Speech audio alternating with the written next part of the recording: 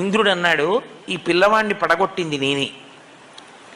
నేను వేసిన వజ్రాయుధానికి ఇతని ఎడమ దవడ సొట్టపడింది కాబట్టి, సొట్టబడిన హనువులు కలిగిన వాడు కాబట్టి ఈ పిల్లవాణ్ణి నేను వజ్రాయుధంతో కొట్టానన్న దానికి గుర్తుగా హనుమా అని పిలవబడతాడు. 2, నేనిచ్చే వరం ఏమిటంటే ఈ పిల్లవాణ్ణి నా వజ్రాయుధము ఇక చెనకలేదు. సూర్యభగవానుడు అన్నాడు, నాలో ఉన్న తేజస్సులో 100వ వంతు ఈ పిల్లవాడికి ఇచ్చేస్తున్నాను. వీడికి శాస్త్రం చదువుకునే యోగ్యత కలిగిన నాడు సమస్త శాస్త్రములు నేను బోధ చేస్తాను. వరుణుడు అన్నాడు, ఈ పిల్లవాడికి అలసట, దగ్గుత్తిక ఇలాంటివి కలగవు. వరుణపాశముల చేత ఈ పిల్లవాడు ఎప్పుడూ మృత్యువుని పొందడు.